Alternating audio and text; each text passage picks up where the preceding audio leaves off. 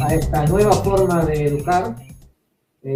Yo preferiría poder verle la cara, poder encontrarnos frente a frente, pero créase o no, la virtualidad tiene otra ventaja, y es que en una capacitación similar a esta, pero hecha presencial, no podríamos contar con tantos asistentes.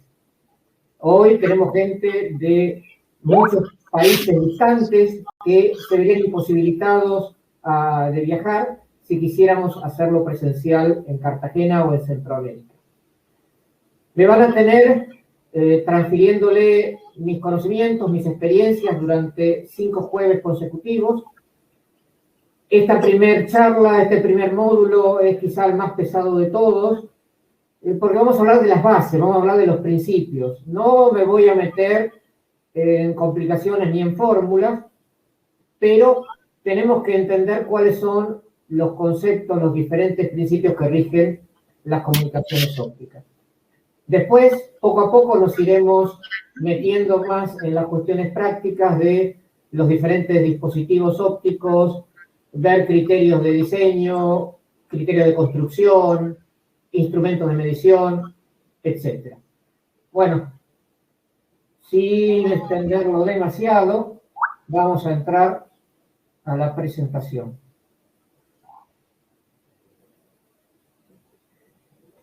El primer capítulo justamente se enfoca en las comunicaciones ópticas.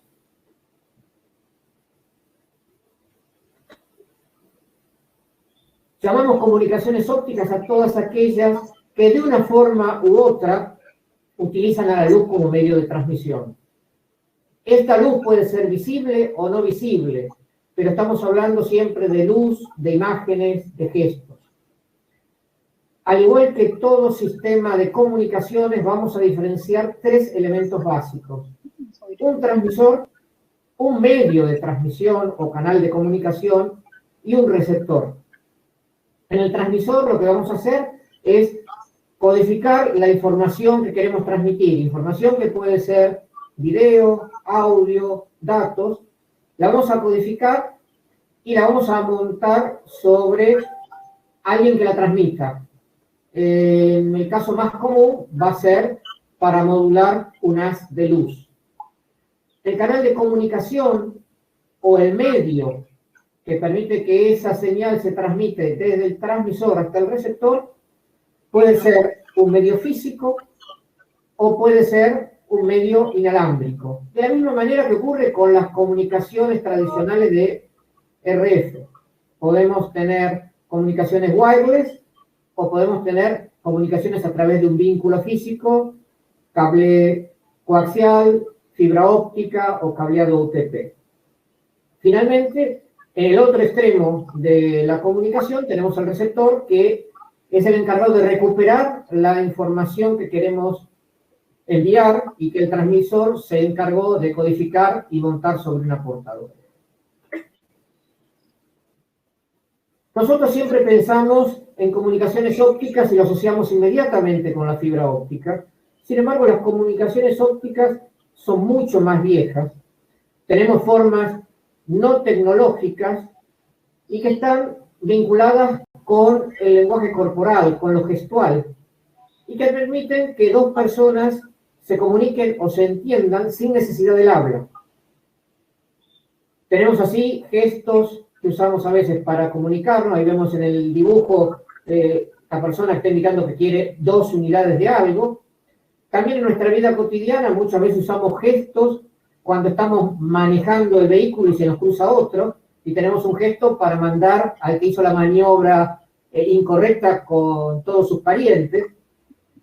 Y tenemos el lenguaje de las manos, el lenguaje que utilizan los sordomudos, que obviamente no pueden comunicarse a través del habla. En cuanto a formas tecnológicas, las primeras y más básicas las vemos acá en los dibujos: señales de humo y hogueras, las banderas de señales usadas en aeronáutica, usadas en automovilismo, el telégrafo óptico, muy común en la marina, y tenemos una última forma tecnológica que está en nuestra vida cotidiana, que nunca lo pensamos, como que era una forma de comunicación óptica, que son los semáforos de tráfico. Dijimos que el medio de comunicación podía ser inalámbrico o podía ser a través de un vínculo físico. El medio, cuando estamos hablando de comunicaciones ópticas a través de un medio inalámbrico, tenemos un enlace a través del espacio libre. Entonces, existen láseres o fuentes de luz que emiten un rayo de luz muy concentrado, y en el otro extremo tenemos un receptor. En el medio hay aire. Se requiere línea de vista entre transmisor y receptor para que esta comunicación sea posible. Se utilizan para cortos enlaces, capaz que para cruzar un río, para cruzar una autopista, una línea de ferrocarril, donde es muy difícil hacer una construcción. Se utiliza esta forma de enlace óptico inalámbrico a través del espacio libre. ¿Cuáles son las contras? Obviamente, además de necesitar línea de vista, espacio libre, no obstrucción entre transmisor y receptor, la otra contra que tiene es que la atenuación del medio es variable y es susceptible de tener grandes pérdidas por problemas de polución, por problemas de smog o neblina. No es que la neblina impida que el transmisor y el receptor se vea, sino que la neblina está formada por pequeñísimas gotas de vapor de agua que van a absorber la energía de ese enlace óptico. La que nosotros nos vamos a concentrar mucho más en todo este curso son los enlaces a través de fibra óptica. En este caso, el rayo de luz viaja dentro de un cable especial de fibra óptica. La fibra es muy, muy delgada. Aquellos que han tenido oportunidad de trabajar con ella habrán visto que es casi tan fina como un cabello humano y se caracteriza por conducir, por transportar una señal óptica, una señal luminosa, que no va a ser visible y que tiene la facilidad de viajar grandes distancias sin necesidad de puntos de amplificación o regeneración intermedios. O sea, podemos llegar a saltos de 120 kilómetros sin necesidad de amplificar o regenerar, y podemos transmitir capacidades muy altas. Con los módulos ópticos hoy disponibles, podemos llegar a tener enlaces de hasta 80 kilómetros con capacidad de 100 gigabits por segundo. Y encima, si empezamos a utilizar técnicas de multiplexación y trabajamos con distintos colores, que en realidad son distintas longitudes de onda, podríamos multiplicar esa capacidad todavía aún más. Vamos a ver ahora dónde se sitúan en el espectro estas señales que nosotros queremos transmitir. El espectro visible, las señales ópticas que corresponden al espectro visible, desde el rojo al azul y violeta, se extienden desde los 700 nanómetros a los 400 nanómetros. Nosotros vamos a trabajar en las comunicaciones ópticas con longitudes de onda mayores a 700 nanómetros. Vamos a trabajar en 800 nanómetros, en 1300 o en 1500 nanómetros. Todavía en longitudes de onda mucho mayores encontramos las señales de radio y televisión, que van desde 50 MHz hasta 1000 MHz, y tenemos todas las bandas de televisión, las bandas de VHF y las bandas de UHF. Aquí vemos también que cuando nos referimos a una radiación electromagnética o al espectro electromagnético, tenemos dos maneras de caracterizar a esa señal. Una es a través de la longitud de onda y otra es a través de la frecuencia. En nuestra red de cable nosotros usualmente nos manejamos con la frecuencia. Y justamente este espectro de 50 MHz hasta 1000 MHz es el ancho de banda típico de nuestras redes de televisión por cable. Fíjense dónde está ubicado el espectro de radio y televisión. El espectro para comunicaciones ópticas está por acá arriba. Después de UHF vamos a tener todas las bandas de radar y microondas, y a continuación vamos a encontrar las bandas para comunicación óptica. Les decía recién justamente que la radiación electromagnética la podemos caracterizar como fotones, que son paquetes de energía, o bien como ondas que se propagan a la velocidad de la luz. Y la velocidad de la luz en el vacío es de 300.000 kilómetros por segundo. Según en qué parte del espectro estemos trabajando, nos vamos a manejar o con la frecuencia, o con la energía, o con la longitud de onda. Todos estos parámetros están vinculados entre sí y hay una fórmula que me permite conocer cuál es la velocidad de propagación en función de la frecuencia y de la longitud de onda. O sea, la velocidad de propagación es igual a la longitud de onda por la frecuencia. Normalmente, como dije antes, en comunicaciones ópticas vamos a trabajar con longitud de onda, aunque en algunos casos, cuando nos metemos en la canalización de DWDM, hay algunos que a los canales de DWDM los caracterizan por su frecuencia. Y vamos a hablar ahora del parámetro óptico más importante, porque necesitamos saber en qué consiste la refracción, ya que esto, sumado a el fenómeno de reflexión y refracción, son las tres cosas que nos van a permitir entender y justificar por qué viaja la luz dentro de la fibra óptica. El índice de refracción es simplemente un número. ¿Y qué es lo que me indica el índice de refracción? La relación o velocidad de la luz en el vacío respecto a cualquier medio que nosotros queramos compararlo. El medio donde la velocidad de la luz es mayor, 300.000 kilómetros por segundo, es el vacío. En cualquier otro medio, la velocidad es más baja. En el aire mismo, es más baja que en el vacío. En el vidrio, es más baja que en el vacío. En la fibra óptica, en el sílice, es más baja que en el vacío. En un pedazo de plástico, es más baja que en el vacío. Entonces, ¿qué significa esto? Que los índices de refracción van a ser siempre mayores que 1. ¿Por qué? Porque en cualquier medio la velocidad de la luz va a ser más baja que en el vacío. Y dije que para entender cómo viaja la luz en la fibra, y esta es la única fórmula que les voy a plantear, y que ni siquiera es necesario que memoricen la fórmula. Lo que sí es importante que entiendan el fenómeno. Cuando un rayo de luz llega a una superficie de separación entre dos medios, puede ser, por ejemplo, la superficie de un lago. Tengo un rayo de luz que viene por el aire y llega a la superficie del agua.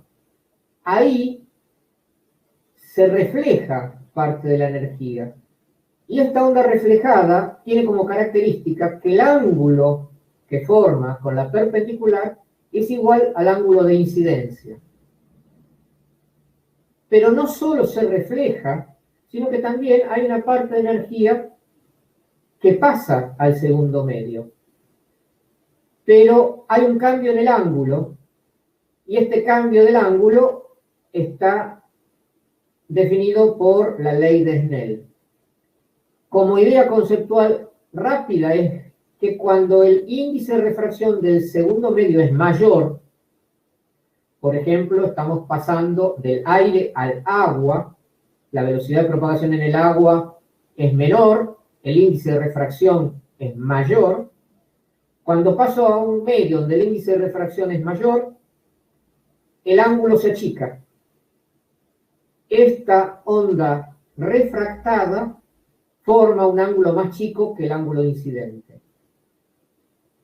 Forma cotidiana de ver este efecto es cuando ustedes tienen un palo o un bastón y lo introducen en el agua. ¿Qué ven? Ven como que el bastón estuviera quebrado.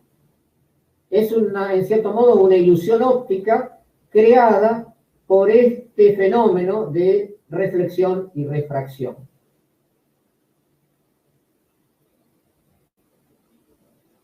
Vamos ahora a darle vuelta a los índices de refracción, porque el ejemplo anterior era muy fácil para ver el caso de pasar del aire al agua. Pero a mí me interesa qué pasa cuando tengo una onda que incide a una superficie de separación entre dos medios y el segundo medio tiene un índice de refracción menor. Entonces el ángulo es mayor. ¿Qué sucede si yo empiezo a aumentar el ángulo de incidencia? El ángulo de la señal refractada va a ir creciendo hasta que llega un punto en que justo la señal refractada seguiría la línea de separación entre los dos medios. Esto es lo que se conoce como ángulo crítico. Voy aumentando el ángulo de incidencia hasta llegar a un punto en que llego al ángulo crítico, la reflexión va a tener un ángulo igual al ángulo crítico y la señal refractada sale justo por la superficie entre los dos medios, o sea, no ingreso al segundo medio. ¿Qué sucede si yo sigo aumentando aún más el ángulo? Si sigo aumentando más allá del ángulo crítico, lo que tengo es reflexión total. Ya no hay señal refractada. Justamente este es el fenómeno que permite la comunicación o la transmisión de luz a través de la fibra óptica. Gracias a la reflexión interna total, es posible que la luz viaje a lo largo de la fibra. Ejemplos de otras cosas que pueden suceder: refracción en una ventana. Cuando yo atravieso un vidrio que tiene un determinado espesor, voy a tener dos refracciones, una al entrar y otra al salir. Ahora, ¿cuál es la característica? Que el ángulo con que ingreso va a ser igual al ángulo con que salgo. Y tengo dos puntos de refracción, uno donde me acerco a la perpendicular, que es el ángulo de entrada, y otro donde me alejo de la perpendicular, que es el caso de salida. Pero lo que en un caso me acerqué va a ser igual a lo que en el caso contrario me alejé.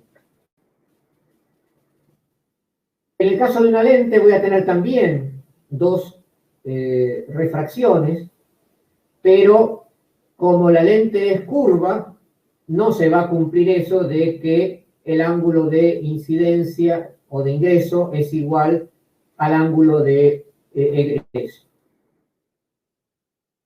Otro fenómeno que debemos tener en cuenta y que después nos va a ayudar a entender problemas de atenuación dentro de la fibra óptica es el de la dispersión. Cuando el rayo de luz se propaga a través de un medio donde tengo partículas cuyas dimensiones son comparables o menores que la longitud de onda de la luz que yo estoy transfiriendo, esas partículas van a dispersar la luz. Eso me permite, por un lado, ver la trayectoria del haz de luz, porque en realidad la luz no deja una huella. Lo que yo estoy viendo es la interacción de ese haz de luz con las partículas de polvo o las partículas de vapor de agua.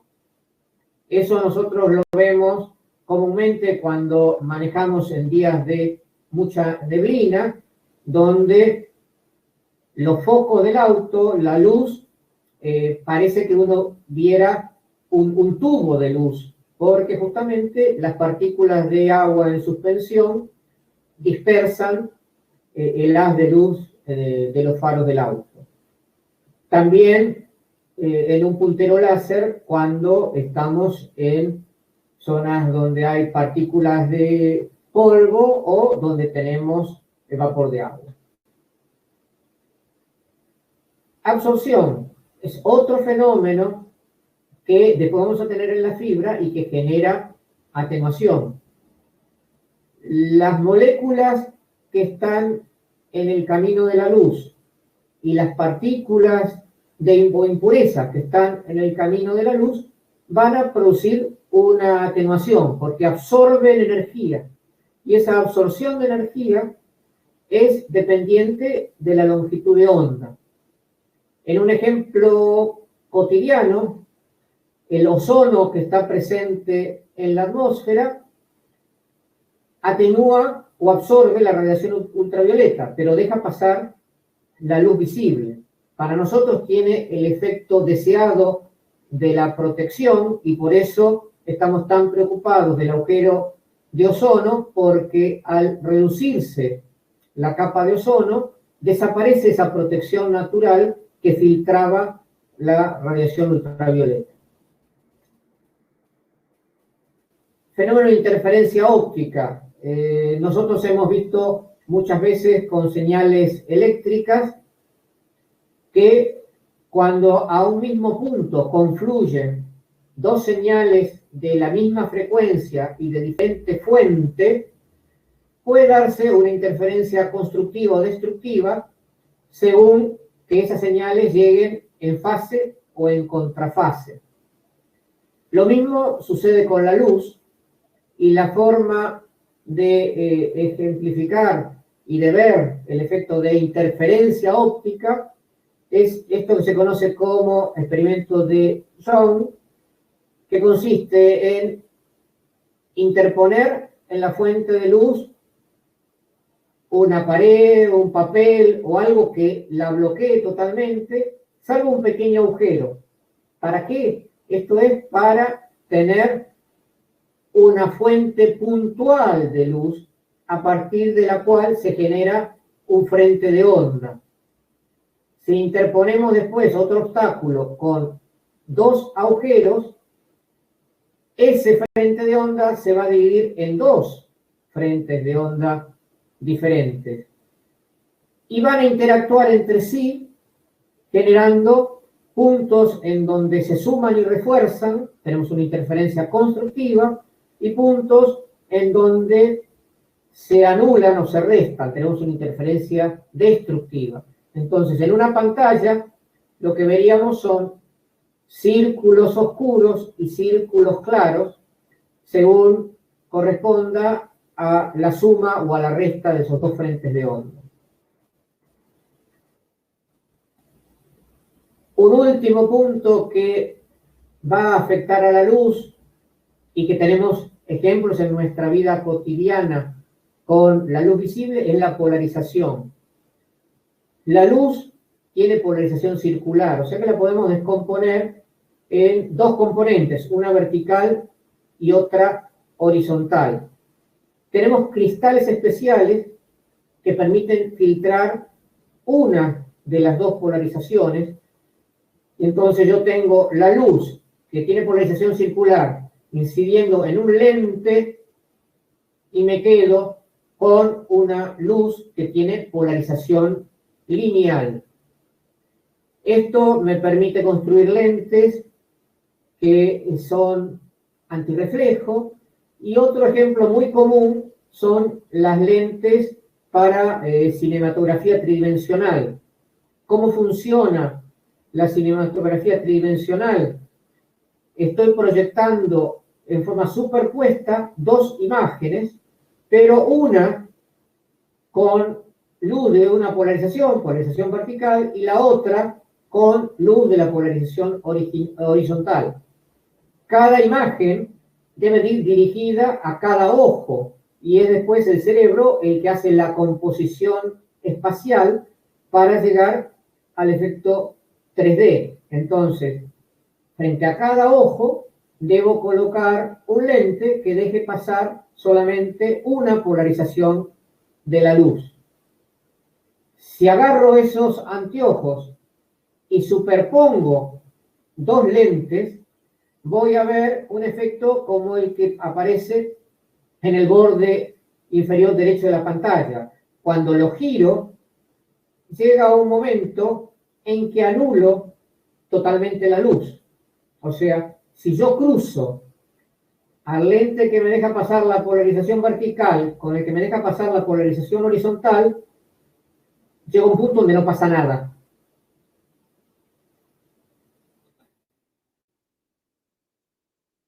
Y vamos a meternos un poquitito en la fibra óptica.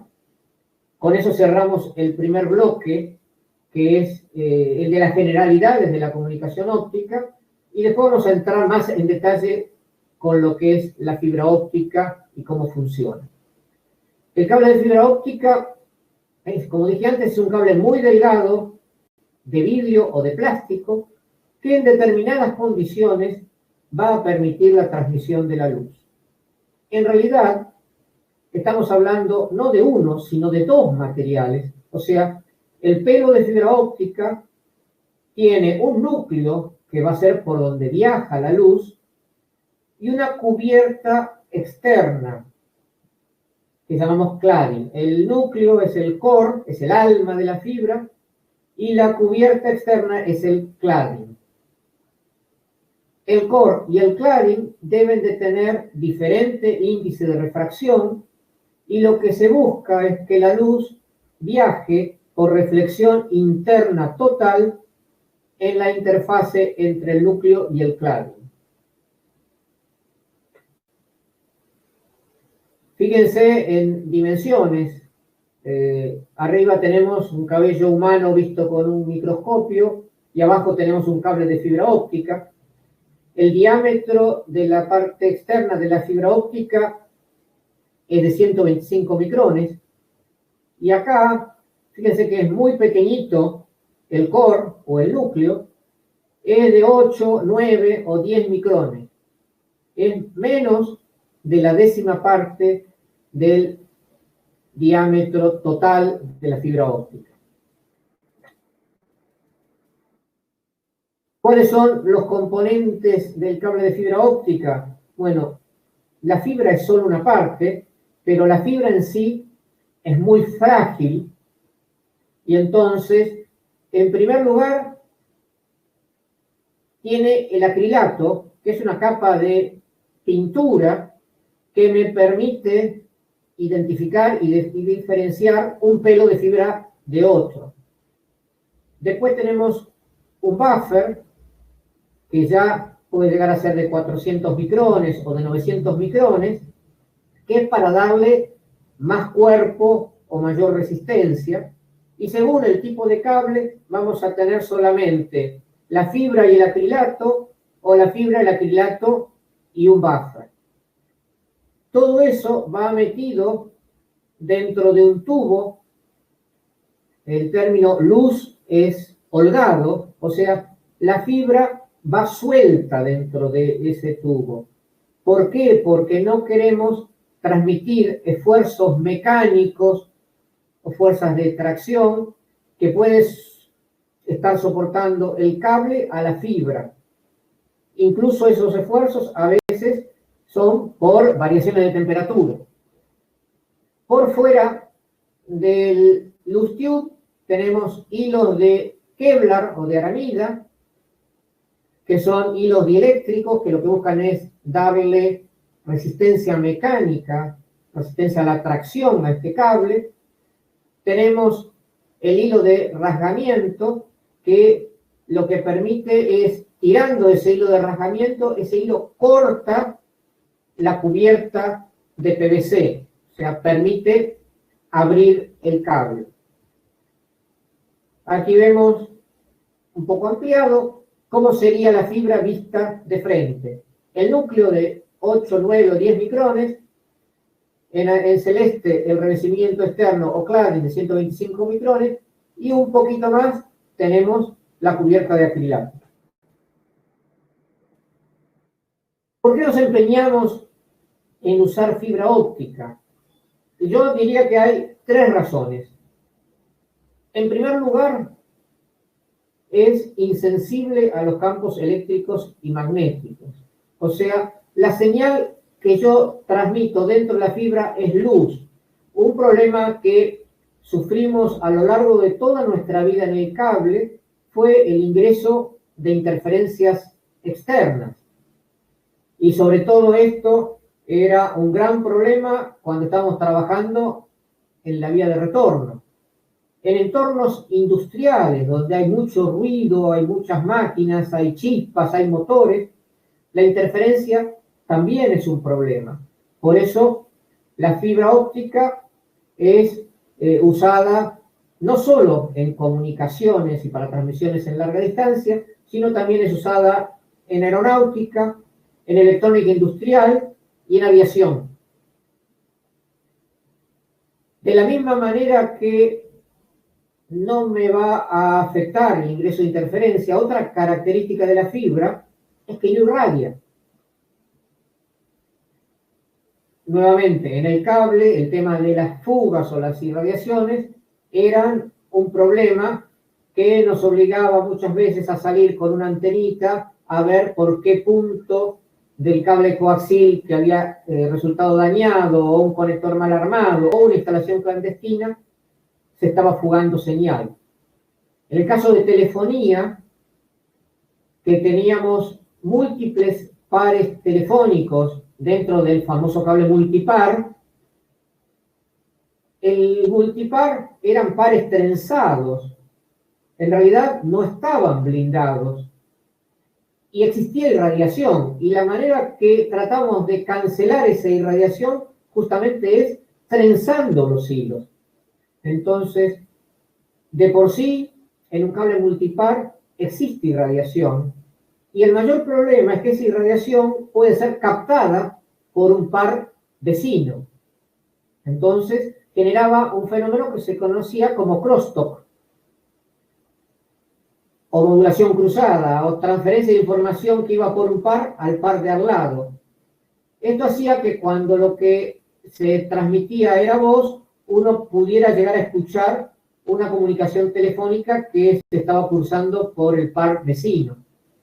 Pero cuando dejamos de transmitir voz y nos metimos en técnicas de ADSL para transmitir datos, el problema del crosstalk lo que hacía era generar una interferencia que reducía sensiblemente la capacidad de transmitir datos por ese par trenzado.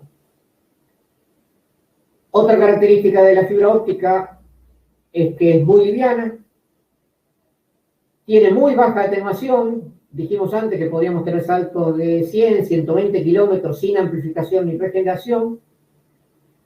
Tiene gran capacidad de transmisión, cientos de gigabits por segundo, y hoy ya me quedo corto, tenemos que hablar hasta de terabits por segundo por una fibra simple, utilizando técnicas de multiplexación por longitud de onda. Hoy ya estamos en un punto donde por un canal de DWDM podemos transmitir hasta 600 gigabits por segundo, y se está trabajando para llegar al terabit por segundo por lambda. Eso después tenemos que multiplicarlo por la cantidad de longitudes de onda que transmitimos por nuestra fibra. O sea, estamos hablando de decenas de terabits segundo como capacidad de la fibra. Podemos decir que la capacidad de la fibra es inagotable. Y el último factor, que no deja de ser un factor importante, es el costo. O sea, hoy la fibra óptica está resultando ya más barata que el cable coaxil. ¿Quiénes utilizan fibra óptica? Los primeros en utilizarla fueron las compañías telefónicas, que reemplazaron los cables coaxiles que vinculaban entre sí centrales telefónicas.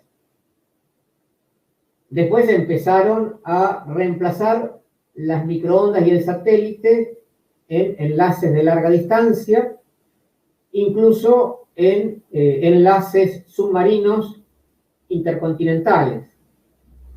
Computadoras y redes de datos también comienzan en la década del 80 a utilizar fibra óptica, y nosotros en la industria de las telecomunicaciones por cable comenzamos en la década siguiente, comenzamos en la década del 90.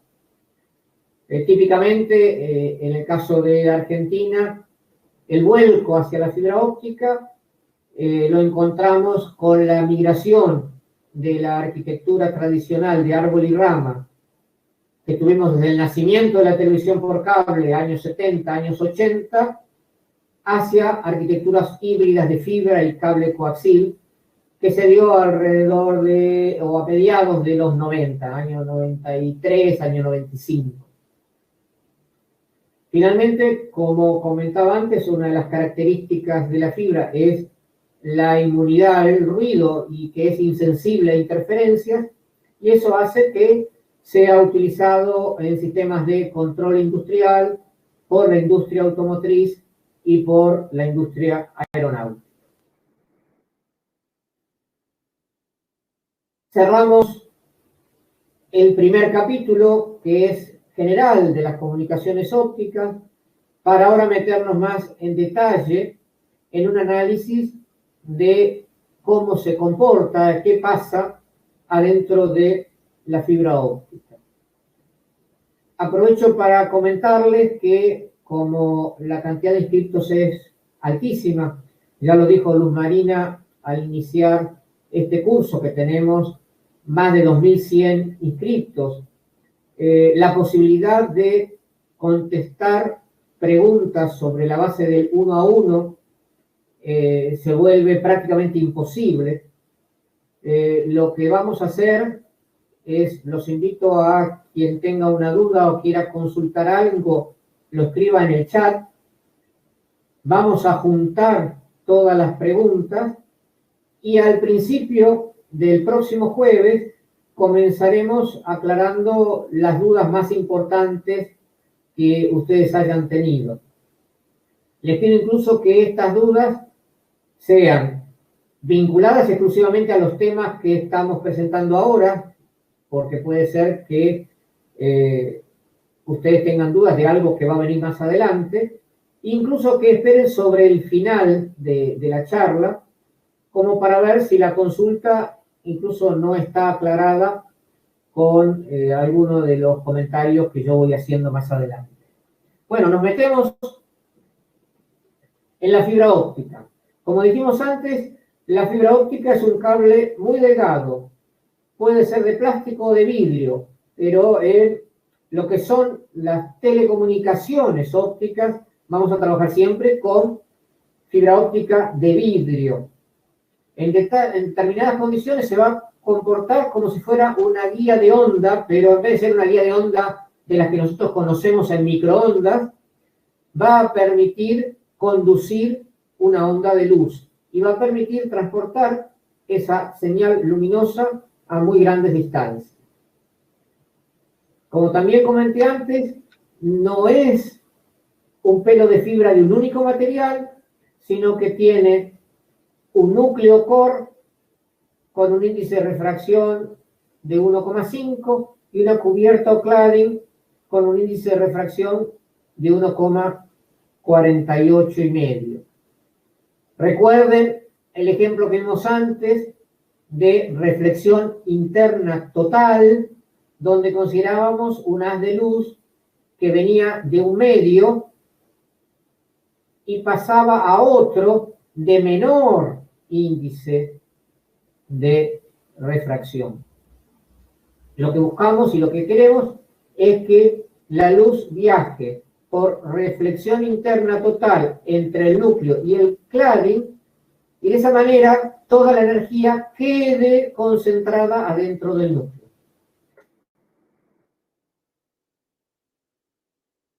Así es como veremos la fibra óptica. Acá vemos el perfil de los índices de refracción. El índice de refracción lo tenemos que medir en este sentido. O sea, este eje es índice de refracción y esto sería la distancia o la posición dentro del cable de fibra. En este caso tenemos lo que se conoce como índice de refracción escalonado, o sea, tenemos un cladding de un índice de refracción N2 que es más chico. Ese índice de refracción se mantiene durante todo el cladding constante y de golpe entro al núcleo y pego un salto a un índice de refracción más alto. Lo mantengo durante todo el núcleo y después vuelvo a entrar en el cladding.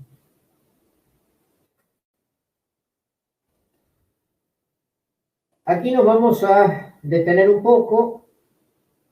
Hay varios casos con distintos colores y vamos a tratar de entender primero cómo ingresa la energía luminosa dentro de la fibra y segundo, cómo y en qué casos se propaga.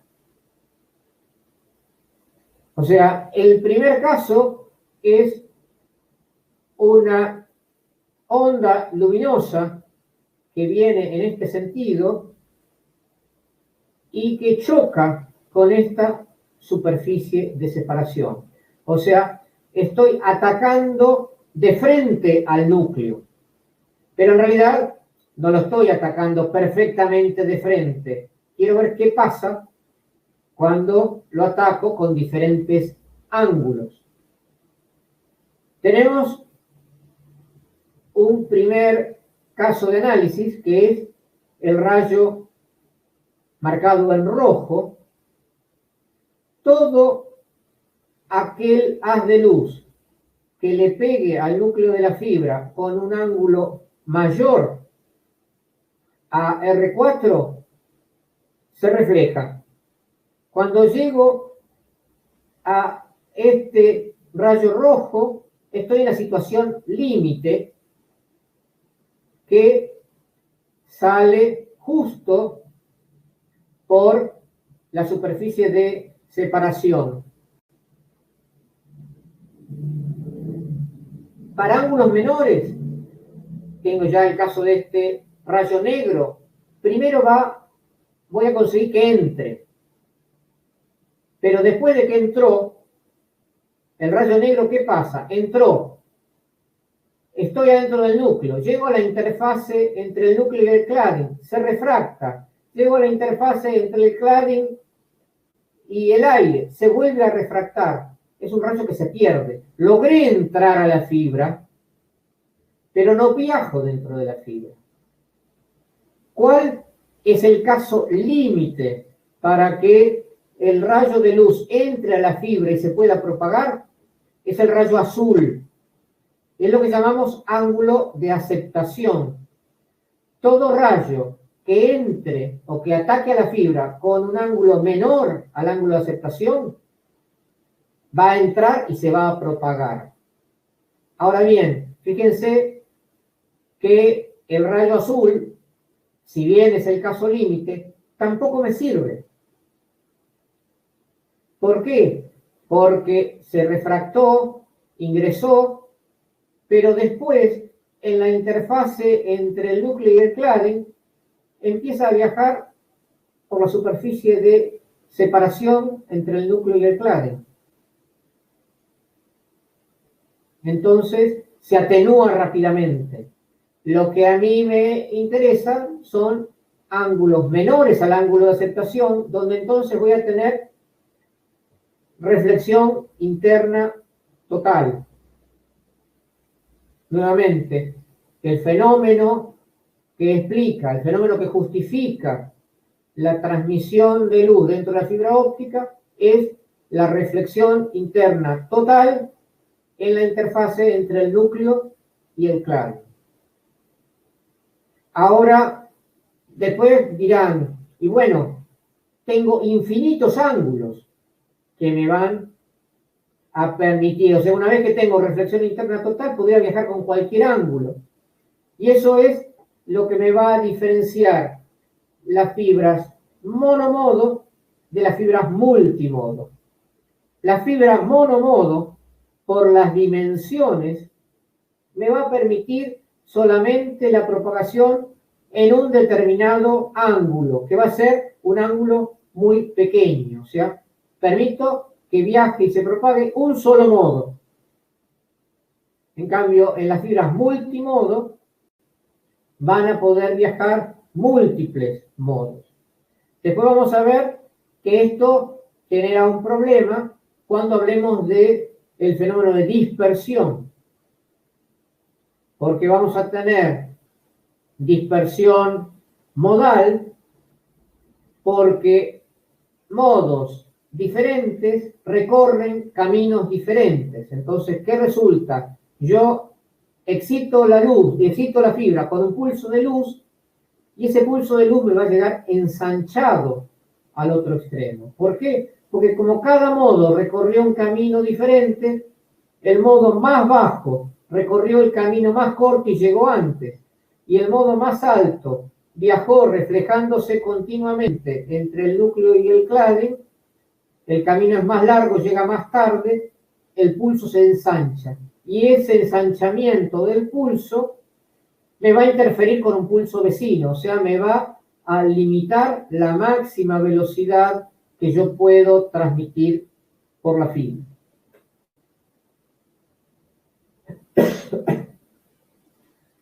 Lo vemos acá en forma gráfica. Dos tipos de fibra. Fibra multimodo, viajan múltiples modos, acá vemos en rojo, distintas ondas que se propagan, algunas reflejándose más veces y realizando un camino más largo, y otras reflejándose menos veces y realizando un camino más corto. Después, por otro lado, antes hablábamos de cómo variaba el índice de refracción y habíamos planteado el caso de índice escalonado. El de más arriba corresponde a una fibra multimodo de índice escalonado, o sea, el índice de refracción cambia abruptamente al pasar del core al cladding. En el siguiente esquemita tenemos una fibra multimodo de índice gradual. Entonces, el índice de refracción cambia gradualmente al pasar del núcleo al cladding. Y el efecto que tenemos es que en vez de tener estas reflexiones bien marcadas, es como que los rayos se van curvando. Hay que aclarar que esta diferenciación entre índice escalonado o índice gradual la tenemos exclusivamente para las fibras multimodo. Las fibras monomodo son todas de índice escalonado. Acá en el dibujo también vemos otra característica que diferencia físicamente a las fibras monomodo de las multimodo. La fibra monomodo tiene el núcleo mucho más pequeño que el núcleo de las multimodo. Ambas pueden tener un cladding de 125 micrones, pero acá el núcleo es de 8, 9 o 10 micrones y en las multimodo el núcleo puede ser de 50 o de 65 micrones.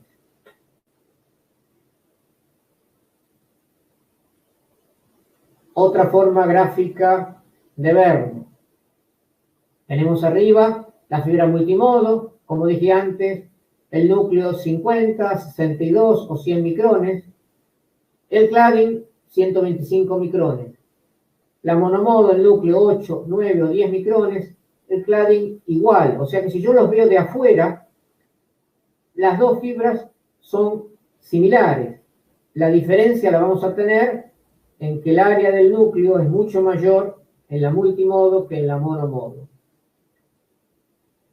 Después, como dijimos antes, en la fibra monomodo lo que buscamos es de forzar a que se propague un único modo con un ángulo muy bajo, mientras que en la multimodo voy a tener diferentes modos que se propagan, el rojo, el azul, el amarillo, Y ustedes pueden ver claramente que el camino que recorre el modo amarillo es mayor que el azul y el azul es mayor que el del rojo. Entonces eso, como dije antes, va a generar un fenómeno de dispersión y como consecuencia un pulso de luz que yo transmito va a llegar ensanchado al otro extremo. Por esa razón, las fibras multimodo solo se utilizan para bajas capacidades o cortas distancias. Voy a usarlas solamente dentro de un data center o dentro de un GEDEN, mientras que todas las aplicaciones de larga distancia van a ser con fibra monomodo. Entonces, vuelta y vamos a reafirmar los conceptos. La fibra más difundida en telecomunicaciones, porque sobre todo nos interesa poder llegar con la señal a grandes distancias, es la monomodo estándar con núcleo de 8 o 10 micrones. Quizá la más común es la de 8 micrones. En aplicaciones multimodo tenemos 50 y 65 micrones. Hubo fibras para aplicaciones multimodo que se usaron originalmente con un núcleo más grande. La parte externa o el cladding, el estándar es 125 micrones. También hay de 140 y 240 micrones, pero la fibra más común, la fibra con la que se van a encontrar todos los días, es esta.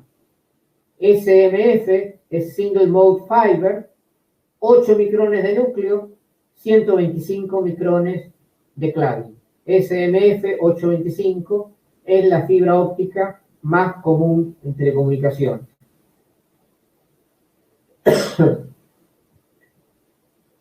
Acá vemos los distintos tipos de fibra. Nuevamente, la que nosotros más vamos a usar es la que está marcada en verde, es la fibra 8125, usada por la telco, por el CATV, por los sistemas de televisión o telecomunicaciones por cable y redes de datos de alta velocidad. Después tenemos la multimodo de índice gradual, que es la más común en redes LAN de corta distancia. No más, o sea, estamos hablando de cientos de metros, a lo sumo 1 kilómetro. Y en esta ya estamos hablando de 10 kilómetros y más. Dentro del proceso de fabricación, como ustedes se imaginarán, es muy difícil asegurar que el núcleo esté perfectamente concéntrico y que se respeten las dimensiones a lo largo de todo el cable de fibra. Y este es un problema que se tuvo originariamente para la fabricación de cables de fibra óptica, que hoy está prácticamente superado por las técnicas modernas de fabricación. Pero las diferentes fallas mecánicas de la fabricación de la fibra pueden llevar a excentricidad, o sea que el núcleo está desplazado del cladding, diferente sección del core, o sea, ese core que estoy hablando que es de 8 micrones, debe mantenerse constante a lo largo de todos los kilómetros de un carrete de fibra. No puede ser 8.1, 7.8, 9, no. Entonces, la diferencia en la sección del core a lo largo de un cable de fibra y entre el cable de fibra de un fabricante y el cable de fibra de otro fabricante tiene que ser exactamente igual, porque si no, como vamos a ver más adelante, cuando yo quiero fusionar o acoplar dos fibras, voy a tener pérdidas, voy a tener atenuación. Y el tercer problema es deformación oval, o sea, deja de ser un círculo la sección del core para pasar a ser un óvalo.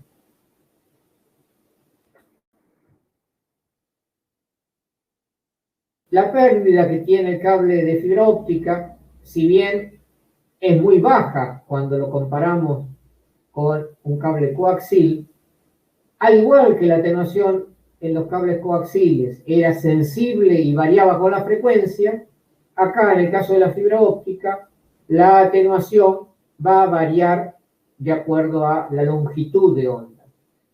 Vemos acá una zona de atenuación dominada por un fenómeno de scattering o dispersión de Rayleigh que se da por debajo de los 1300 nanómetros. Es el factor dominante de la atenuación en longitudes de onda bajas. En longitudes de onda altas empieza a dominar la absorción infrarroja hasta que llega un punto en que vuelve totalmente inutilizable la fibra óptica. Y en el medio van a aparecer zonas o picos de atenuación provocadas por el ion hidroxilo que proviene de vapor de agua por condensación que se produce durante el proceso de fabricación. Entonces, cuando el pulso viaja a lo largo de la fibra óptica, sufre dos fenómenos. Uno, que es el de atenuación. O sea, yo la excito con un pulso y en el otro extremo de la fibra la amplitud del pulso es más chica. Hubo una pérdida, hubo una atenuación al viajar a través de la fibra óptica. Y el otro fenómeno, que lo vamos a analizar un poquito más adelante, es el de dispersión. Yo excito con un pulso que tiene un determinado ancho T, y el pulso que me llega al otro extremo no solo es más pequeño, sino que está más ensanchado. Es T más delta T. Esto está provocado por la dispersión. Y ya vamos a analizar más adelante. Tenemos dos tipos de dispersión. La dispersión modal y la dispersión cromática. Las dos generan el mismo efecto de ensanchamiento del pulso. Bueno, empecemos por la atenuación. ¿Por qué se pierde señal dentro de la fibra óptica? Tenemos factores propios de la fibra, factores intrínsecos. Tenemos atenuación en las interfaces de acoplamiento y tenemos atenuaciones por factores extrínsecos o exteriores a la fibra. O sea, tres factores que generan pérdida o atenuación. Atenuación propia de la fibra, factores intrínsecos. Atenuación de acoplamiento, cuando tengo que unir dos fibras ópticas o tengo que unir un transmisor con un receptor o tengo que unir un transmisor con la fibra, un transmisor con un divisor óptico, con un dispositivo. Siempre que tengo que unir dos dispositivos, hay una pérdida, hay una atenuación en la interfase de acoplamiento. Siempre que viaja la luz por dentro de la fibra, tengo una pérdida intrínseca. Pero aún así queda un tercer factor, y es algo que no aparecía cuando estamos con cable coaxil, que es la atenuación por curvaturas. Y vamos a diferenciar las micro de las macro curvaturas.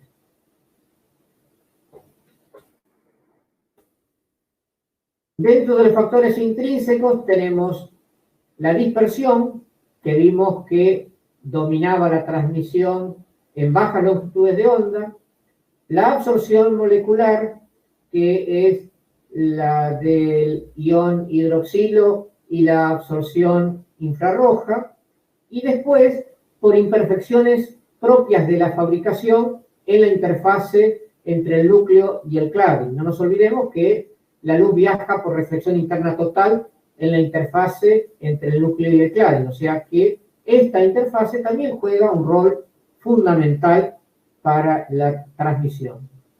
En las interfaces de acoplamiento vamos a tener atenuación por diferencia en el ángulo de aceptación, por diferencia en el área del núcleo, por reflexiones, pérdidas de tipo Fresnel. O sea, cuando yo tengo que acoplar dos fibras, acordémonos de lo que comentaba antes, cuando el haz de luz pasaba de un medio a otro. Al pasar de un medio a otro, parte de la luz se refleja y parte de la luz se refracta y pasa al otro medio. Acá yo quiero que todo pase al otro medio y que nada se refleje. Entonces, para que eso sea posible, lo que yo necesito es, por ejemplo, en el caso de un conector mecánico, tengo fibra, y en el medio queda una superficie de aire. Yo necesito que las fibras estén perfectamente rectificadas como para que no exista aire en el medio. O sea, es muy crítico el pulido de la ferrura de los conectores para asegurar mínima pérdida. También tenemos pérdidas por desalineamiento. Y vamos a analizar después el efecto de la curvatura. Vimos que la curva de atenuación presentaba picos y los picos me separan bandas o ventanas de transmisión. La primera ventana de transmisión está alrededor de los 850 nanómetros y es para aplicaciones monomodo exclusivamente. La segunda ventana está centrada en 1310 nanómetros y es para aplicaciones monomodo y multimodo. Y después tenemos dos ventanas alrededor de los 1550 y 1600 nanómetros que son exclusivamente para aplicaciones monomodo. En esta zona de los 1500, 1600 nanómetros es donde vamos a correr transmisiones con multiplicación densa en longitud de onda. O sea, vamos a aplicar técnicas de WDM en esta zona del espectro.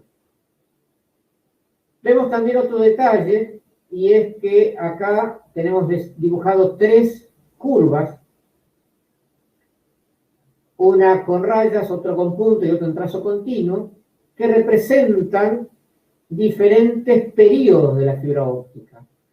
El primero es cuando recién comenzó la fibra óptica a principios de los 80, el segundo es a fines de los 80, y el de más abajo es el de la fibra actual, la fibra moderna.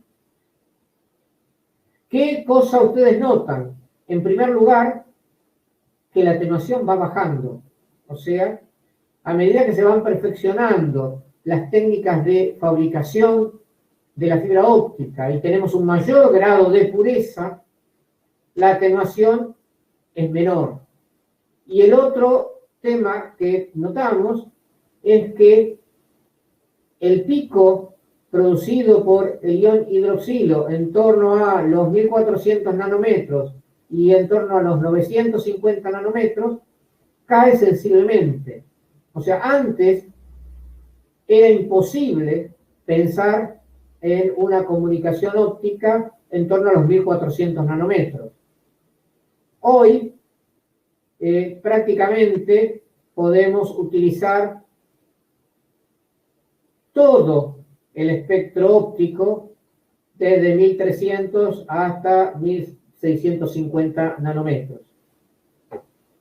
Estas fibras que han reducido notablemente o eliminado el pico, la atenuación del pico de agua, son las que se conocen como fibras Zero Water Peak o All Wave, o sea, para todas las longitudes de onda.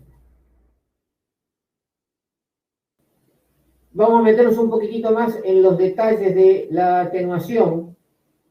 Tenemos, como vimos antes, la atenuación por dispersión, que es la que gobierna la transmisión en las longitudes de onda más bajas, y es donde el rayo de luz interactúa con las moléculas de sílica del núcleo y se dispersa.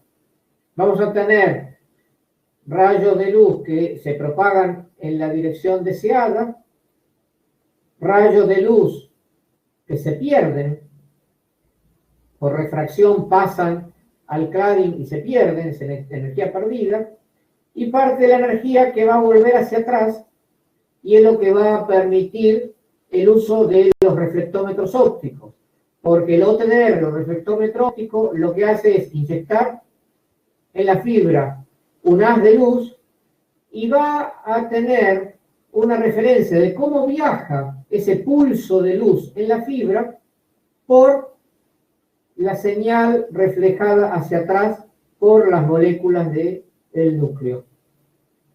No solo me va a permitir detectar fallas donde tengo una fusión o donde tengo un empalme mecánico, sino que paso a paso me va a también permitir analizar cómo viaja la luz en la fibra y cuál es la atenuación.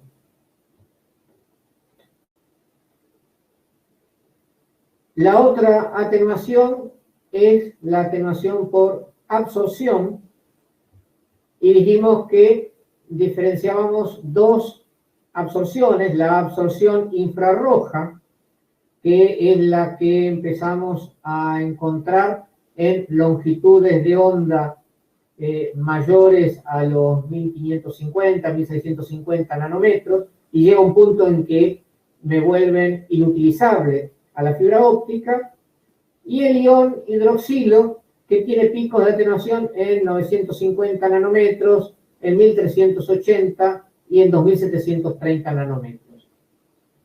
Este pico, que estaba alrededor de los 1400 nanómetros, era el pico más molesto porque a mí me impedía utilizar una parte importante del espectro óptico. Las nuevas fibras son Zero Water Peak o All Wave y reducen o eliminan este pico de atenuación y me permite trabajar con técnicas CWDM. No voy a utilizar multiplexación densa, no voy a poner longitudes de onda muy juntas, pero sí voy a poder trabajar con varias longitudes de onda más espaciadas, algunas de las cuales me van a caer en este sector. Es más, cuando hablemos de tecnología GPON o XGPON, una de las longitudes de onda utilizadas para comunicar el equipo del sitio central, que es el OLT, con el equipo del sitio remoto, que es la ONT, es justamente 1490 nanómetros. O sea, el OLT transmite hacia la ONT en 1490 nanómetros y la ONT le responde en 1310 nanómetros. O sea, si tengo un pico de atenuación en 1380, que justamente se va a extender y va a impactar también en 1490, va a ser un efecto indeseado. Esos eran los factores de atenuación intrínsecos, o sea, propios de la fibra óptica, del interior de la fibra óptica. Pero dijimos también que en las interfaces de acoplamiento se genera pérdida o atenuación. El primero de los casos es diferente ángulo de aceptación. Recuerdan que dijimos que el ángulo de aceptación era como un cono, porque en realidad, como esto es circular, ese ángulo al hacerlo rotar se convierte en un cono de aceptación. Solamente van a poder propagarse por dentro de la fibra todos los rayos que estén dentro del ángulo de aceptación. Entonces, si acoplo dos fibras con diferente ángulo de aceptación, lo que va a suceder es que parte de la energía de una fibra probablemente no se pueda acoplar en la otra y eso genere una pérdida. Por diferente área del núcleo. Dijimos que toda la energía de la fibra, toda la energía viajaba por el núcleo de la fibra. Entonces, si tengo un núcleo más grande acoplado con una fibra que tiene un núcleo más pequeña, parte de la energía se va a perder y voy a tener atenuación. Si las dos fibras que yo quiero acoplar están separadas. Entonces hay un paso por aire. Recuerden lo que dijimos antes. En ese espacio de aire se va a generar una reflexión y voy a tener una pérdida. Yo lo que quiero es tener fibra acoplada con fibra, sin aire en el medio.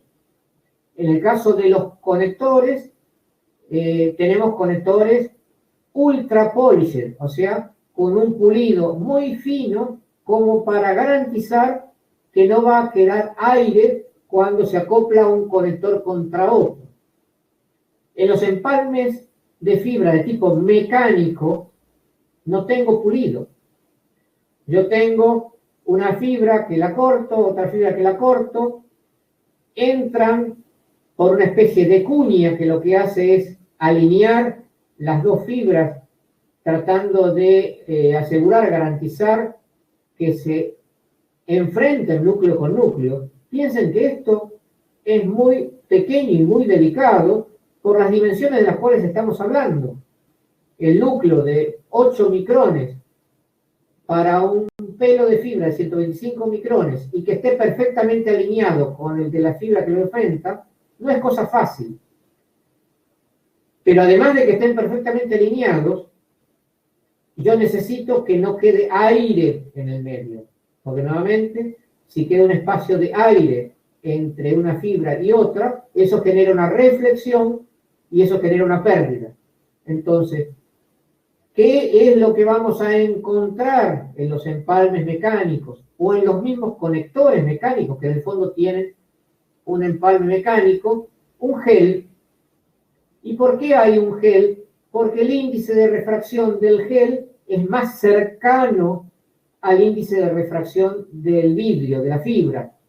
Entonces, sería como que actúa como un adaptador de impedancia, o sea, o un adaptador de índice de refracción.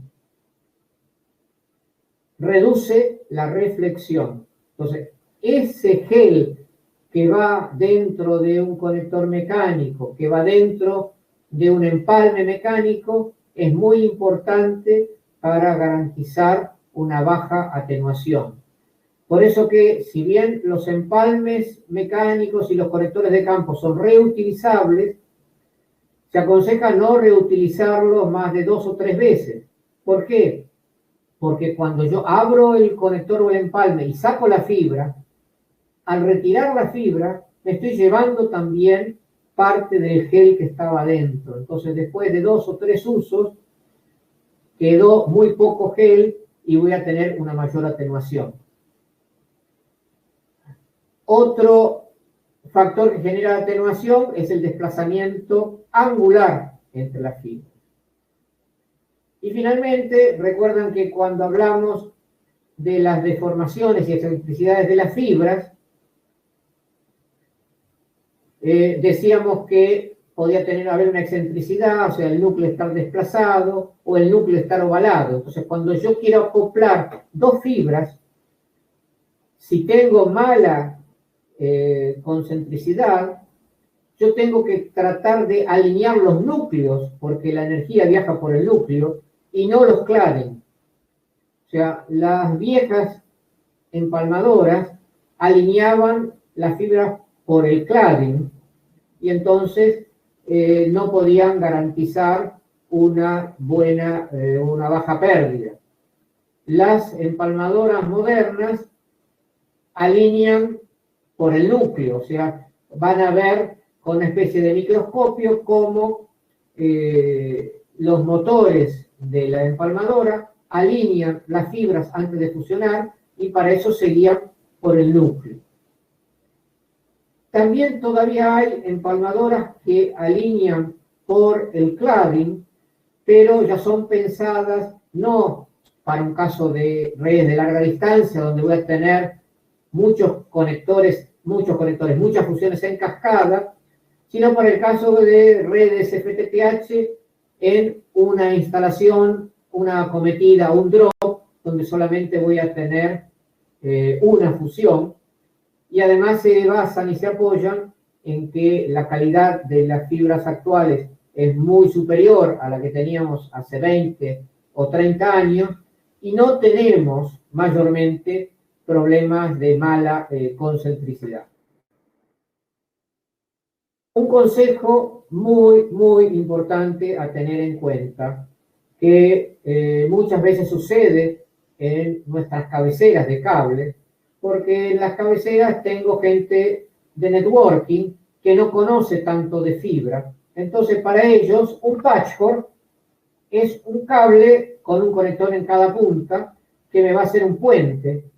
Y no importa si el patchcord es monomodo o multimodo, que en un caso lo voy a ver como un patchcord amarillo, en el caso monomodo, o naranja, en el caso multimodo. Pueden tener el mismo conector en las puntas, pero el conector multimodo tiene adentro una fibra multimodo, y lo que hace el conector es alinear el core con el conector que está del otro lado en una unión. Entonces, cuando yo estoy uniendo un multimodo con un monomodo y toda la energía estaba concentrada en el núcleo, solamente una parte chiquitita se va a acoplar de la fibra multimodo a la monomodo. ¿Y cuál es la atenuación? Está vinculada con la relación de superficies. El acoplamiento de la fibra monomodo con una multimodo me puede generar 16 dB de pérdida.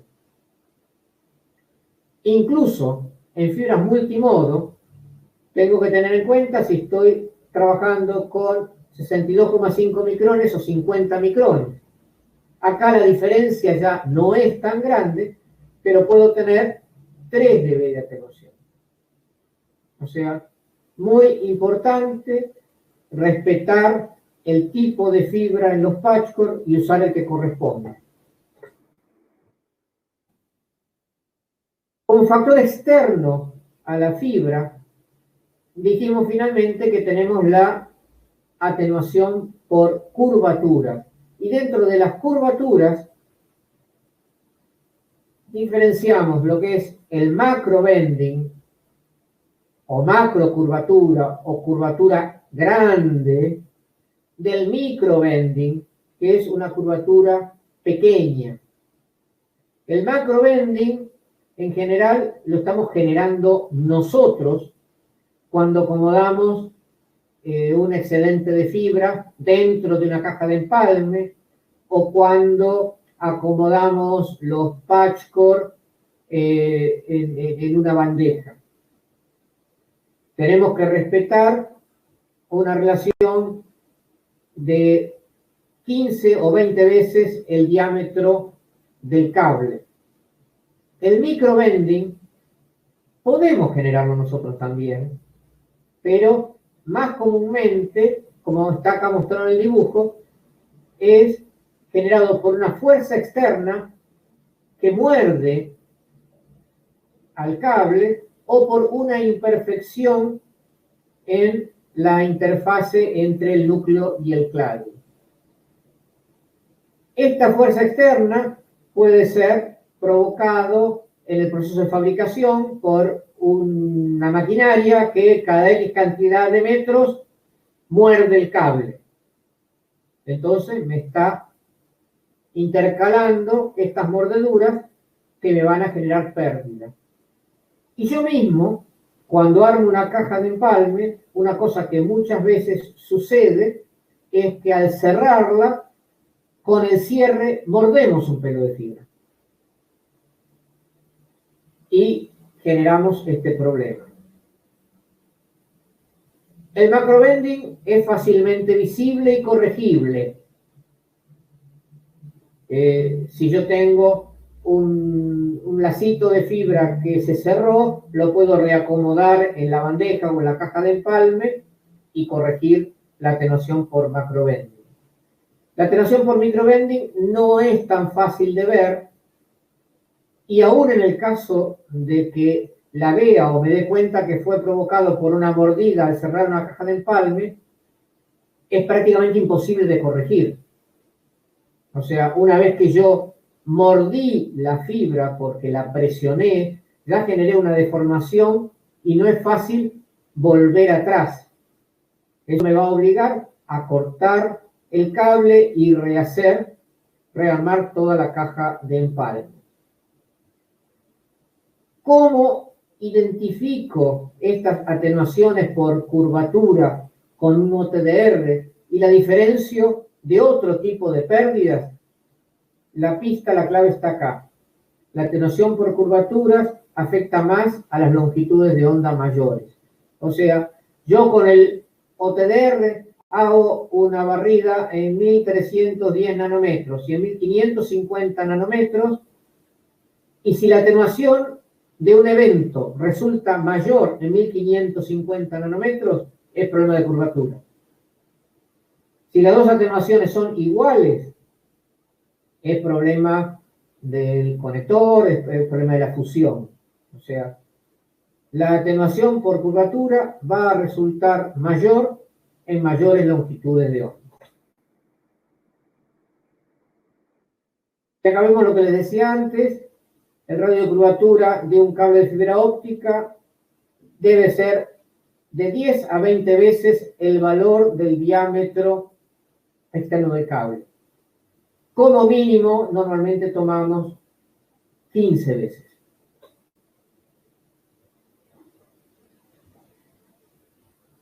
Vamos al otro fenómeno que hablábamos, que es el fenómeno de dispersión.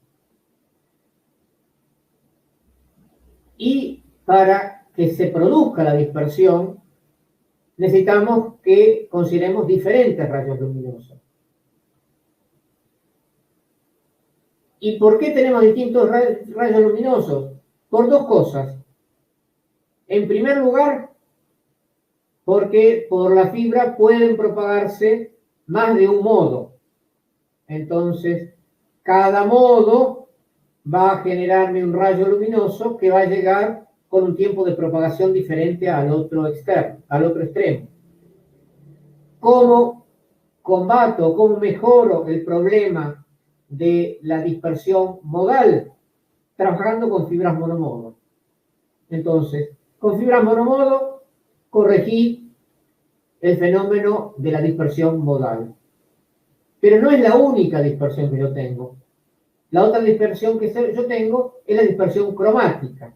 Y la dispersión cromática se produce porque cuando yo tengo un láser o una fuente de luz, no me genera luz de una única longitud de onda. Si yo me pongo a hacer un análisis fino, veo que esa luz del láser tiene componentes de diferentes longitudes de onda. ¿Y qué sucede? Cada una de esas longitudes de onda viaja por la fibra con una velocidad diferente. Entonces, cada una de esos pulsos de diferente longitud de onda llegan al otro extremo a destiempo y me provocan que el pulso se ensanche. ¿Cómo corrijo, cómo combato la dispersión cromática? Trabajando con fuentes de luz lo más puras posible. Entonces, recordemos que dos causas de dispersión modal,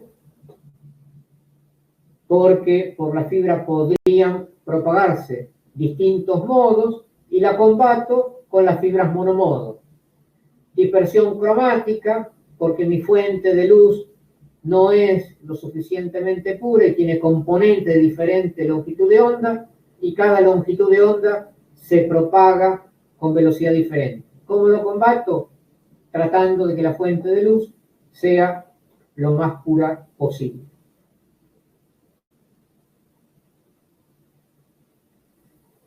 Por otro lado, tenemos también la fibra, y por el tema dispersión, la fibra puede tener un 0 en 1310 nanómetros, que es la fibra monomodo estándar, puede tener el 0 en 1550 nanómetros, que es la fibra dispersion shifted, y puede tener una pequeña dispersión en 1550, que puede ser positiva o negativa, que es son las fibras NZD o non-zero dispersion. En los tiempos originales, comúnmente, cuando trabajamos con una sola longitud de onda, era la fibra monomodo estándar, que tenía su cero de transmisión en 1310 nanómetros. Es la que nosotros usamos para enlazar los nodos con nuestra cabecera. Eran distancias cortas, longitud de onda 1310 nanómetros. Esa misma fibra se utilizó también en transmisiones de long haul, pero cuando teníamos una sola longitud de onda y ya los módulos ópticos estaban preparados para trabajar con fibra monomodo estándar y compensar esa dispersión. Cuando se pasó a dispersion shifted, en principios de los 90, se pensó que era la fibra ideal para DWDM, porque sin DWDM yo iba a trabajar en la ventana de 1550 nanómetros, qué mejor que tener el cero de dispersión en esa longitud de onda. Sin embargo, después se descubrió que no era bueno tener un cero de dispersión en 1550, sino que aparecían una serie de alinealidades en la fibra, y era preferible tener una pequeña dispersión, o positiva o negativa. Entonces, hoy tenemos la fibra NZD con pequeña dispersión en 1550 nanómetros y la fibra monomodo estándar. La fibra de dispersion shifted es una fibra obsoleta que ya no se utiliza más. Acá vemos cómo varía el índice de refracción, la dispersión cromática en los distintos tipos de fibra, la dispersión cromática en la non-dispersion shifted o la fibra estándar tiene el 0 en 1310 nanómetros. La dispersion shifted es esta, tiene el 0 en 1550, y las non-zero dispersion o tengo un poco de dispersión positiva o un poco de dispersión negativa. Y marcado en celeste tenemos el rango de longitudes de onda que manejan los ELFA.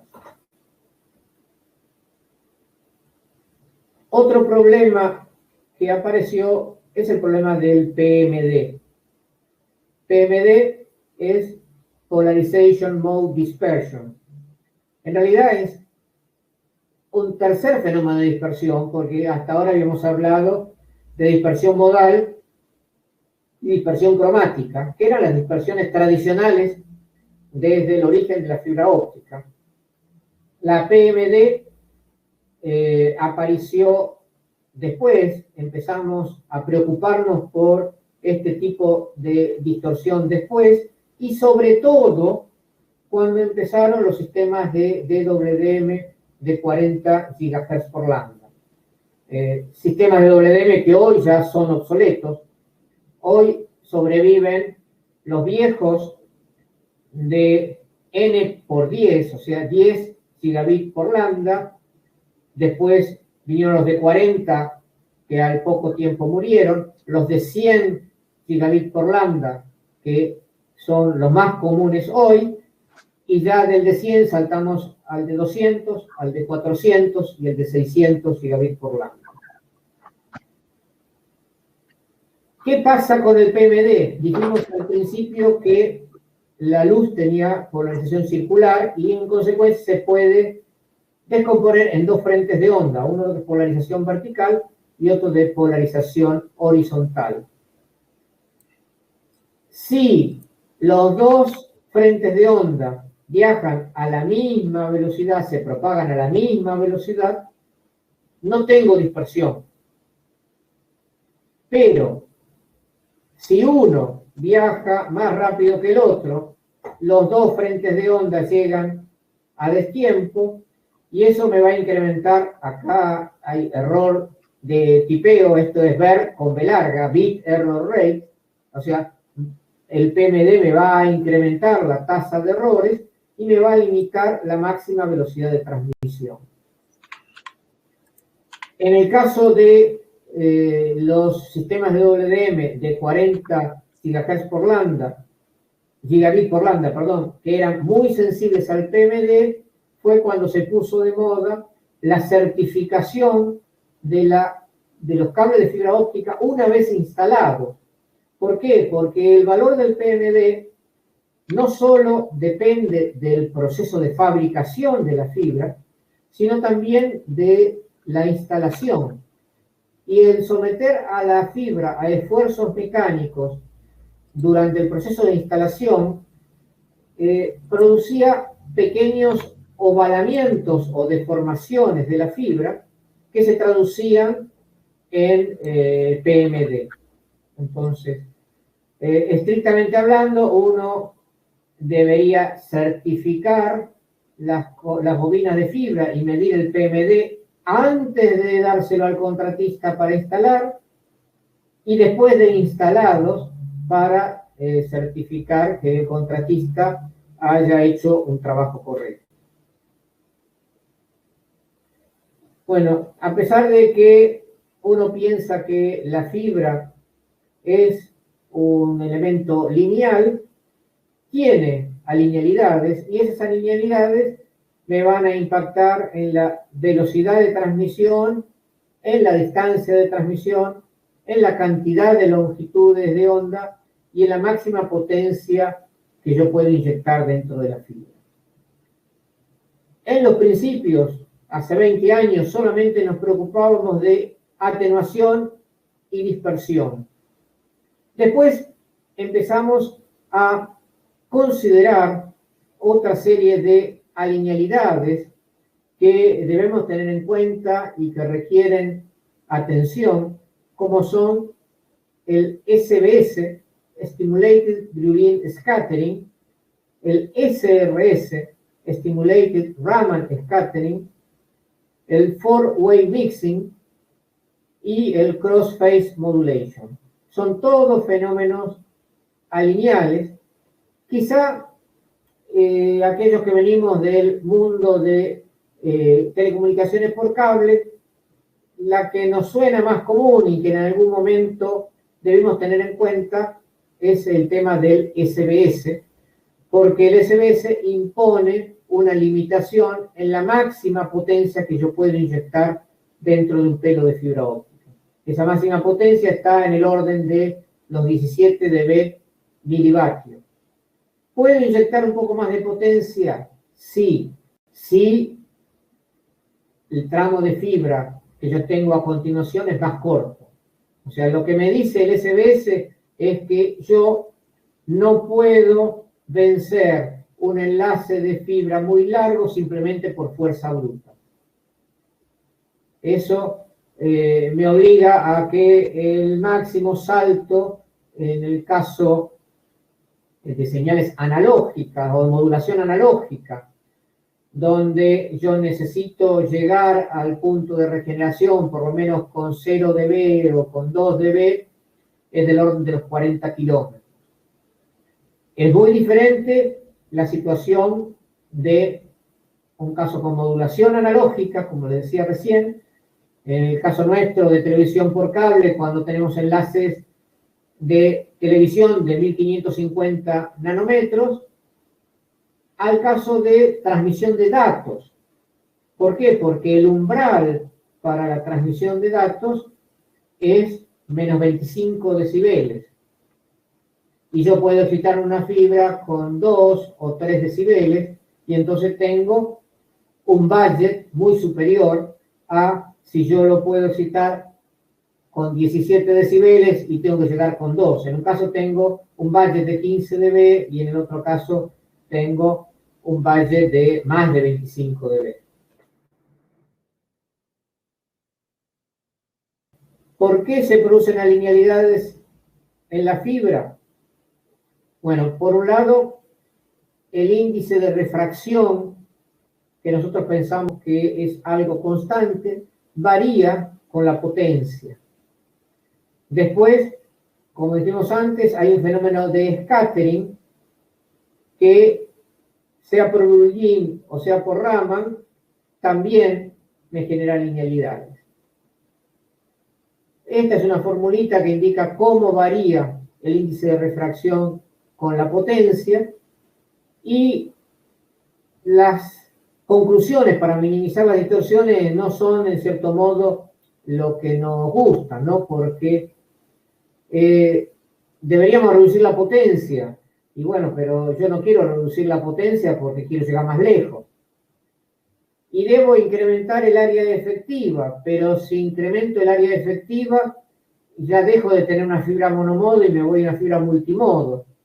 O sea, puedo trabajar sobre el área, pero es muy relativa. Y la reducción de potencia va en contra de lo que yo quiero, que es tratar de llegar lo más lejos posible. Como les comentaba antes, el SBS es algo que ya enfrentamos nosotros en nuestras redes de telecomunicaciones por cable, y nos ponía un límite en el máximo valor de potencia óptica que puedo inyectar y propagar por dentro de la fibra. ¿Por qué sucede esto? Porque cuando llego a niveles de energía muy altos, parte de la energía se convierte en un frente luminoso y parte en una onda acústica que se traduce en variaciones de presión, y en la variación de presión en un índice de refracción, y eso lo que da lugar es que yo quiero inyectar más luz, pero esa luz no se propaga hacia adelante, sino que se dispersa y se refleja hacia atrás. Es como que yo tengo una manguera pequeña y yo quiero inyectar gran presión. Si el tramo es cortito, puede que lo pueda vencer y se expande después de superado esa manguera de pequeña sección. Pero si la manguera es muy larga, no voy a poder inyectar demasiada presión o un gran caudal de agua. Lo más probable es que reviente y me reviente hacia atrás. ¿Cómo lo vemos esto? Acá tenemos dos curvas. En un caso es potencia recibida en función de la potencia transmitida, y en el otro caso la potencia backscattered, o sea, la potencia que vuelve hacia la fuente. La curva de acá es potencia recibida. Vemos que yo voy aumentando la potencia de transmisión y la potencia que yo recibo crece linealmente. ¿Hasta cuándo? Hasta que llega un punto en que, como empieza a haber reflexión hacia atrás, yo sigo subiendo la potencia, pero casi al final no aumenta la potencia recibida. ¿Qué sucede con el backscattering? Lo que se refleja hacia atrás, lo que vería, por ejemplo, un OTDR. Al principio, lo que yo aumento la potencia, y lo que se refleja hacia atrás sube y crece linealmente. Cuando llego al umbral del SBS, se dispara, empieza a crecer mucho más rápidamente y después como que se satura. Entonces, el fenómeno del SBS limita la máxima cantidad de luz que yo puedo inyectar dentro de la fibra. Aunque pueda disponer de transmisores ópticos de muy alta potencia, aunque atrás del transmisor óptico que tengo en el GEDEN le puedo colocar un EDFA y darle más potencia, yo podría tener 34 dB de potencia hoy con la tecnología disponible. Pero no puedo inyectar 34 dB sobre una fibra y decir, bueno, hago un enlace de 200 kilómetros. No. ¿Puedo inyectar 34 dB sobre una fibra? Sí, pero después de una distancia muy corta la tengo que dividir. De hecho, es lo que sucede en el caso de FTTH, en los EDFA multiplexes que se utilizan para sumar la señal de televisión a las de datos. Tengo un EDFA de 1550 nanómetros que quizá tiene 34 dB de salida. Pero inmediatamente se splitea por 32, se splitea por 64, y en concreto estoy inyectando sobre la fibra no más de 20 dB. ¿Y por qué estoy hablando de 20 dB y no de los 17 que decíamos antes? Porque la distancia va a ser 10 kilómetros, 20 kilómetros a lo sumo. Estamos ahí jugando al umbral del SBS. Hay mucha gente que se cree que todo se puede vencer por fuerza bruta, y si yo tengo un cable de fibra óptica dañado, con muchas atenuaciones o con muchos empalmes, bueno, si en vez de 20 le inyecto 23, gano energía que me permite compensar pérdidas adicionales. Pero sin embargo voy a tener un montón de efectos indeseados. Uno es el del SBS y otro es similar al efecto Raman que vamos a ver más adelante, que es transferencia de energía de una longitud de onda a otra. Entonces, la conclusión es que se va a atenuar más rápidamente ese lambda que tiene alta energía, porque le va a pasar energía a los lambdas que tienen menor potencia. Acá vemos ejemplos, o sea, yo puedo tener un transmisor de 20 milivatios, un enlace de 20 kilómetros y un receptor, o puedo tener un transmisor de mayor potencia, pero a mitad de camino o antes lo divido por 4 o por 8. Hay una relación entre potencia y distancia.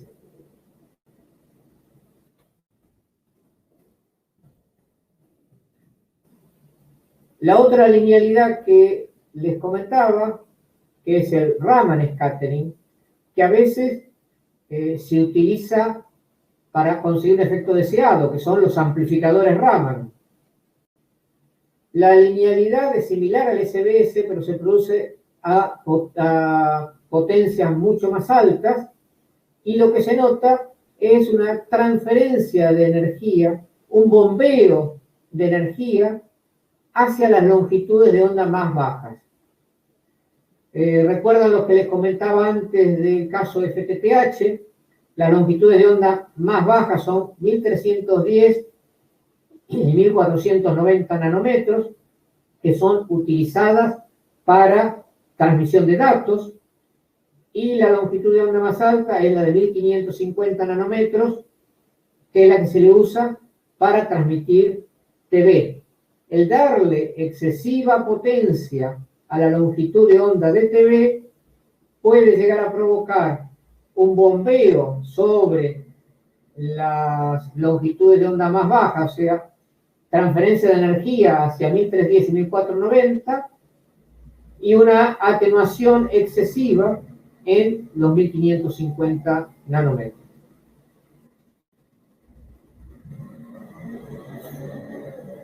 Acá vemos gráficamente cómo en la recepción hay un efecto de bombeo sobre las longitudes de onda más bajas. Four-way mixing. Se llama four-way porque es para casos de DWDM, y es cuando tengo varias longitudes de onda. Pueden ser 4, pueden ser 3, pueden ser más de 4. Es un efecto similar al que teníamos en televisión por cable, cuando tenemos múltiples portadoras de radiofrecuencia y empiezan a aparecer combinaciones de sumas y restas de las frecuencias de cada una. O sea, no solo aparecía, cuando tenemos distorsión de tercer orden, las armónicas, frecuencias dobles, frecuencias triples, sino que también aparecen componentes de suma y diferencia de las distintas portadoras, y algunas de ellas van a caer justo sobre una portadora del DWDM. Acá analicemos este caso que tiene 3 longitudes de onda. Acá tenemos las longitudes de onda, y si se ponen a hacer las cuentas de las combinaciones de sumas, restas, doble de una, doble de la otra, esos componentes van a caer en estos espacios que tenemos punteados. En algunos de los casos vemos que caen en lambdas correspondientes a canales vecinos, pero también caen dentro de los lambdas de estas 3 señales. O sea, yo estoy transmitiendo 3 señales y no solo puedo llegar a ensuciar canales próximos, sino que también van a interferir entre sí. Esto podría eliminarse con un filtrado óptico, pero estas señales interferentes ya no pueden eliminarse por ninguna técnica de filtrado. De la misma manera que nosotros hablábamos en el caso de las señales de radio y de televisión, relación señal a ruido o señal a ruido más interferencia, porque sobre todo en el caso de señales digitales estábamos englobando todo junto, ruido más interferencia. En el caso óptico, lo que vamos a medir es el OSNR, Optical Signal to Noise Ratio, y es uno de los parámetros más importantes para caracterizar un determinado link, sobre todo cuando tenemos puntos amplificadores en el medio y queremos saber cómo llegamos al punto de regeneración. Bueno, con esto estaríamos cerrando la charla del día de hoy. Trato de no atorarlos con demasiada información. Espero que les queden los conceptos básicos. Lo básico, y haciendo un resumen que nos tiene que quedar, es el tema de la atenuación óptica, las ventanas de transmisión, los fenómenos de atenuación en las interfaces de acoplamiento, porque es lo que está más bajo nuestro control, tener cuidado con los conectores, con los empalmes, con las fusiones, con no mezclar diferentes tipos de fibra, cuidado con la potencia óptica, no siempre es bueno tener de más potencias ópticas excesivamente altas, como mencioné antes, generan alinealidades, generan distorsiones y además pueden generar problemas de quemado en los cables y en los conectores. O sea, eso lo tenemos sobre todo más bien a veces adentro de equipos, que tenemos manejando potencias de más de 30 decibeles, o sea, 34, 36 decibeles es mucha potencia óptica. Eso quema. Y bueno, los espero en la próxima clase. Nos vamos a empezar ya a meter en cuestiones más prácticas. Al final del curso se les va a entregar un certificado de asistencia. Para recibir el certificado de asistencia tienen que estar presentes en las 5 clases. La plataforma registra el logueo y la permanencia en el curso. O sea, no va a bastar solamente la inscripción. Para certificarlos no hay una evaluación, pero sí se certifica que estuvieron presentes durante todo el curso. Y al llegar al final del curso, junto con el certificado, se les va a hacer llegar un link como para que puedan descargar todo este material.